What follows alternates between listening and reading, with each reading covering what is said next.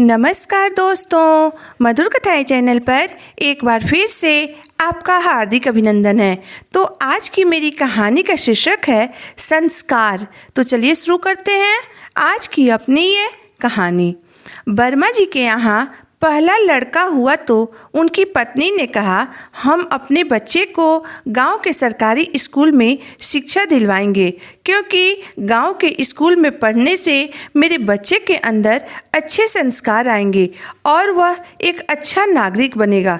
परंतु वर्मा जी ने पत्नी की बात काटते हुए कहा, अच्छा नागरिक बनाकर इसे भूखा मारना है क्या? मैं इसे बहुत बड़ा ऑफिसर बनाऊंगा ताकि यह अपनी ज़िंदगी में हमेशा खुश रहे। वर्मा जी एक बहुत बड़े पुलिस ऑफिसर थे और उनकी पत्नी प्रभावती जी काफ़ी सौम्य और सुशील स्वभाव की थी और उनकी इच्छा थी कि उनका बेटा भी संस्कारी हो। परंतु वर्मा जी नहीं माने और वह अपने बेटे का नाम एक अंग्रेजी स्कूल में लिखवा दिया। परंतु फिर जब उनका दूसरा बेटा हुआ तो उनकी पत्नी ने एक बार फिर से अपने बच्चे को गांव के स्कूल में पढ़ाने की जिद की। परंतु इस बार भी वर्मा जी नहीं माने, यहाँ तक कि उन्होंने अपने तीसरे बेटे का नाम भी उसी स्कूल में लिखवा दिया जहां उनके बाकी के 2 बच्चे पढ़ते थे। लेकिन जब वर्मा जी के घर चौथे बेटे का जन्म हुआ तो इस बार उनकी पत्नी अपनी जिद पर अड़ गई और वर्मा जी भी पत्नी के जिद के आगे हार कर अपने चौथे बेटे का नाम गांव के ही स्कूल में लिखवा दिया। धीरे धीरे समय यूं ही बीतता रहा, बच्चे बड़े हो गए और वह दिन आ गया जब वर्मा जी के चारों बच्चे अपने पैरों पर मजबूती से खड़े हो गए। पहले तीनों लड़कों ने मेहनत करके सरकारी नौकरियां हासिल कर ली। पहला डॉक्टर, दूसरा इंजीनियर और तीसरा बैंक मैनेजर पद पर नौकरी करने लगा। लेकिन वर्मा जी का छोटा बेटा गांव के ही स्कूल में शिक्षक बन गया तथा साथ ही साथ गांव का खेती बाड़ी भी संभालने लगा। एक दिन की बात है, वर्मा जी अपनी पत्नी से बोले, अरे भाग्यवान, देखो मेरे तीनों होनहार बेटे सरकारी पदों पर लग गए और अच्छी कमाई भी कर रहे हैं और तीनों की जिंदगी सेट हो गई है। हमें उनकी चिंता करने की कोई ज़रूरत नहीं है।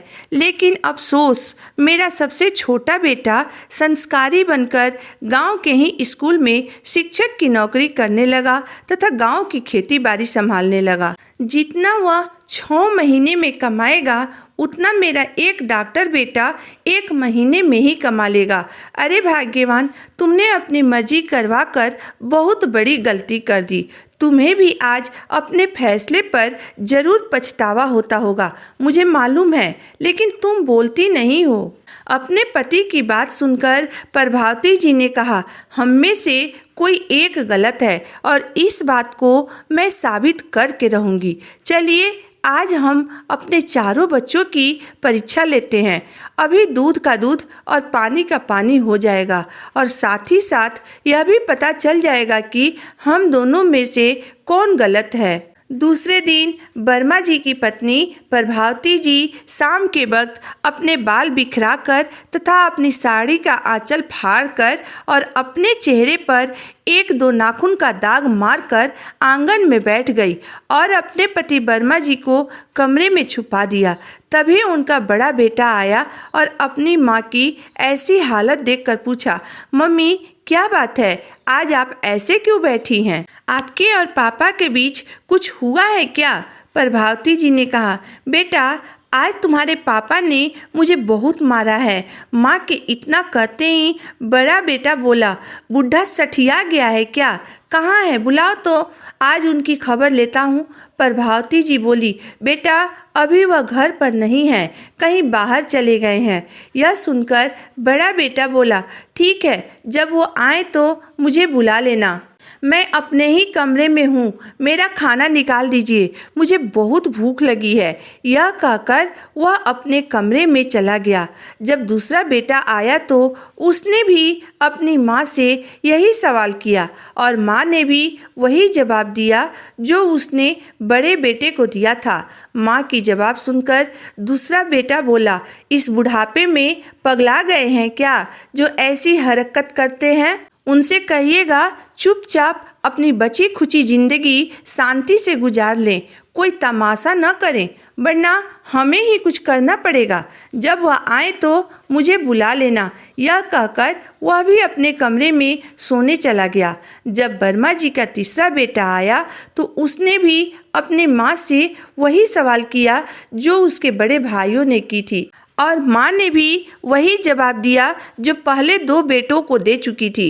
माँ की ऐसी हालत का कारण जानकर वह गुस्से से आग बबूला हो गया और वह काफ़ी तेज आवाज़ में बोला, इस बुढ़ापे में अपने ही औलाद के हाथों जूते खाने का काम कर रहे हैं वो। तीसरे बेटे ने मर्यादा की सारी हदें पार कर दी। इतना कहकर वह भी अपने कमरे में चला गया।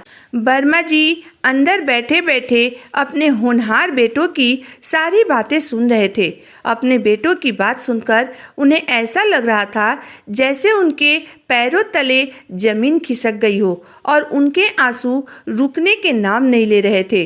वह कमरे में बैठकर यही सोच रहे थे कि किस तरह इन बच्चों के लिए उन्होंने दिन रात मेहनत किया और उन्हें बड़ा आदमी बनाया, जिनकी तमाम गलतियों को नज़रअंदाज करके उन्हें आगे बढ़ाया, और या मेरे साथ ही ऐसा बर्ताव कर रहे हैं जो अब मुझसे बर्दाश्त नहीं हो रहा है। अब चौथे बेटे की परीक्षा की बारी थी। वर्मा जी अभी कमरे में बैठे बैठे सोच ही रहे थे कि तभी उनका चौथा और सबसे छोटा बेटा घर में ओम ओम कहते हुए अंदर आया। उसने भी जब अपनी माँ की ऐसी हालत देखी तो भागते हुए उनके पास आया और पूछा, तो माँ ने जवाब में गंदे गंदे शब्दों में अपने पति को भला बुरा कहने लगी और गालियाँ भी देने लगी। तब चौथे बेटे ने अपनी माँ का हाथ पकड़कर उन्हें समझाते हुए कहा, माँ आप पिताजी की अर्धांगिनी हो, वह आपके बिना अधूरे हैं और आप उनके बिना। अगर पिताजी ने आपको कुछ कह दिया तो क्या हुआ? मैंने पिताजी को आज तक आपसे बदतमीजी से बात करते हुए नहीं देखा है। वह आपसे हमेशा प्यार से ही बात करते हैं। जिन्होंने आपको इतनी सारी खुशियाँ दी, अगर आज वो थोड़ा नाराज़ ही हो गए हैं तो क्या हुआ? हो सकता है आज वो किसी बात को लेकर परेशान हो या किसी चिंता में हो न हो माँ, आज आपसे कहीं न कहीं कोई गलती जरूर हुई है जिससे पिताजी इतने नाराज हो गए हैं, वरना पिताजी आपका कितना ख्याल रखते हैं। आपको याद है ना माँ, जब कुछ दिन पहले आपका तबीयत खराब हुआ था तो पिताजी ने कितने दिनों तक आपकी सेवा की थी। भोजन बनाने से लेकर कपड़े धोने तक घर का सारा काम करते थे वो। आपने ही मुझे बताया था कि आप दुनिया की सबसे भाग्यशाली औरत हो। आपका जीवन साथी आपका इतना ख्याल रखता है। छोटे बेटे के इतना कहते ही प्रभावती जी ने अपने बेटे को गले से लगा लिया और फपक फपक कर रोने लगी। सामने वर्मा जी भी आंखों में आंसू लिए खड़े थे। प्रभावती जी ने पति को देखते हुए उनसे पूछा, अब बताइए क्या कहेंगे आप मेरे फैसले पर? वर्मा जी ने तुरंत अपने बेटे को गले से लगा लिया और पत्नी की तरफ देखते हुए बोले, आप जीत गई भाग्यवान और मैं हार गया। तब प्रभावती जी ने कहा, बच्चों को अच्छे संस्कार परिवार तथा घर में मिलती है, न कि स्कूल में। स्कूल तो केवल शिक्षा देता है, किंतु संस्कार परिवार और माता पिता देते हैं। अब वर्मा जी को एहसास हुआ कि जिन बच्चों पर लाखों रुपए खर्च करके उन्हें काबिल तथा होनहार बनाया था, वह तो संस्कार के बिना अधूरे हैं। उनके अंदर संस्कार नाम का कोई चीज़ ही नहीं है और वह अपने फैसले पर पछताने लगे। तो दोस्तों, आज की मेरी कहानी यहीं तक थी। दोस्तों, बच्चों के अंदर संस्कार उसके परिवार के संस्कार तथा व्यवहार से मिलते हैं।